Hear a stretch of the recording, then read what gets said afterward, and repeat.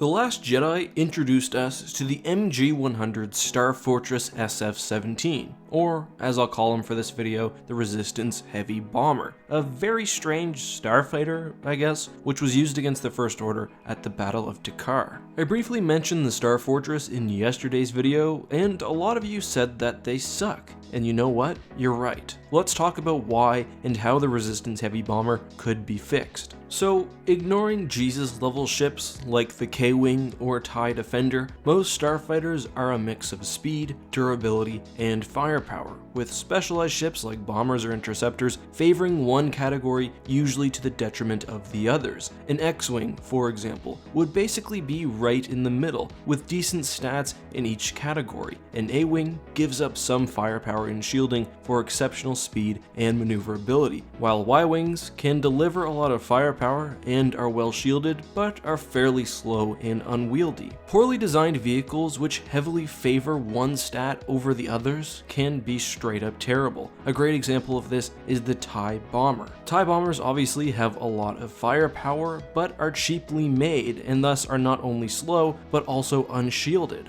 This makes them very easy targets for rebel pilots. It's not the specialization that's the problem here, and if we look at our chart, it's the fact that the TIE Bomber is made with limited resources and specialized to the point of near non-viability as a starfighter. Compare the TIE Bomber with something like the Rebel B-Wing, which packs more firepower and is generally a better bomber, but is also armed with heavy shields and better engines than its Imperial counterpart, making it more specialized but also more viable. So a lot of what makes a starfighter great comes down, of course, to how many resources you can sink into it, but just generally the balancing of different starfighter elements. And when I talk about viability or effectiveness, we're really looking at whether something can survive while achieving its function. Although a TIE Interceptor, for example, isn't great for attacking capital ships, that doesn't mean it's non-viable. Its speed is supplemented by enough weaponry to challenge enemy fighters, thus making it useful in its specific role. Going back to the TIE Bomber, much of the time, its very poor survivability makes it near useless. That being said, even poorly designed ships can find success in the right circumstances. The TIE Bomber, for example, with an escort wing and the right target, usually one with limited point defense systems, can do its job. The same can be said of an ordinary TIE fighter. When we recognize the reality that TIEs are usually fighting in swarms and not on their own one-on-one against X-Wings, you evaluate them a little different. But how does the Resistance Heavy Bomber fare under this analysis? First, let's graph it. The Bomber is basically the most specialized ship one can imagine. The graph is close to a 90-degree triangle. Almost no speed, great firepower, and what I'd call low or medium durability. Looking at the graph only, I'd actually assume that the Bomber was some sort of sniping glass cannon, i.e. a ship which gives up durability and speed because of a focus on range and damage, exemplified by something like a UNSC cruiser with a MAC cannon. And that's what I mean, a ship which seems non-viable but actually is, due to either the way it's used or some other feature. In the case of a sniping glass cannon, that's some sort of main weapon with significant range. The Star Fortress, on the other hand, seems to have at best very poor range as it relies totally on unguided munitions. So we've got a ship that A, can't avoid enemy fire, B, can't survive being hit by even starfighter grade weapons, and C, has to actually get close to an enemy to deliver its payload. The main issues here are obvious. That being said, of course this 3 or 4 prong analysis simplifies things and fails to take into account many of the ship's more nuanced deficiencies. One of the other major issues, for example, is that the craft is so large that it can be easily targeted by not only laser cannons or starfighter grade weapons, but even capital ship grade turbo lasers. Add to that not only the fact that it's very slow and thus easy to hit, but also filled with bombs and thus prone to violent explosions. And you have a very vulnerable vessel. Of course, we also have have the issue of a vertically launched bomb chute relative to the vessel's internal orientation and gravity, meaning that the pilot has to put the ship through some fancy maneuvers if it wants to fire its weapons, notwithstanding the fact that it actually uses electromagnetic bomb launchers, and there's no reason that the ship's bomb chute has to be placed that way whatsoever. However, despite all of these on-paper issues, as we discussed earlier, there are situations where even the strangest or seemingly non-viable ship can find its niche. Does this niche exist for the heavy bomber? Let's look at the class's performance. Star Fortresses do manage to destroy an enemy in The Last Jedi, but only with the following conditions. 1. The target is geared for planetary sieges and has poor point defense systems, which are destroyed before the vessels even enter the battle. 2. The siege ship does not have an engaged escort fleet. 3. The siege ship not only has a critical weak point, but a weak point the bombers are aware of and can easily exploit even with their weird-ass munition systems. 4. They have a full wing of escort fighters and are only facing off against TIEs. 5. They get really lucky. 6. The enemy doesn't fly anywhere or move whatsoever. Even with these 6 advantages, the Resistance still loses every single heavy bomber they field, and only barely manages to destroy the Dreadnought. This is the most favorable situation I can imagine, and it was still way too close. So no, I don't think the ships are viable. Maybe in another role, like dropping pamphlets, transporting apples, or giving guided tours, but not space combat. From a story perspective, it makes sense as the Resistance is supposed to be quite desperate at this point, but to be honest, the Star Fortress never should have been designed in the first place. The only good thing I can say is that I like the turreted laser cannons and that it has a built-in anti-starfighter system, but that's basically it, and these defenses certainly aren't enough to make up for the other numerous deficiencies. So how do we fix this all? So you can't have a ship that's so specialized in one feature and totally neglect every other aspect of the ship. In Mario Tennis terms, right now the ship is like Wario if someone broke Wario's legs and he was forced to crawl across the court. Wario works because his power is balanced by his lack of speed, not crippled by it. If we want to maintain this level of firepower and this sort of ordnance delivery, our only option is just to spend more money. The first option is to boost the speed. Take the bomber as it exists, but strap some big ol' boosters on the back. I can imagine a scenario where the bombers basically stay out of combat, line up their enemy, and when the time is right, hit a booster, achieving high speeds in a straight line, and basically dumping their munitions on target in a sort of drive-by. And this is basically compatible with the current design, you just need more engines or some sort of unique Poe-style boosting system. If maneuverability isn't a concern, which I don't think it should be, it's fairly trivial, and at the evacuation of Dakar, had the ships been faster, not even to the speed I'm talking about, they would have been successful with far less losses. The other option, of course, is to up the durability. In that case though, I think you have to significantly increase the size of the vessel itself.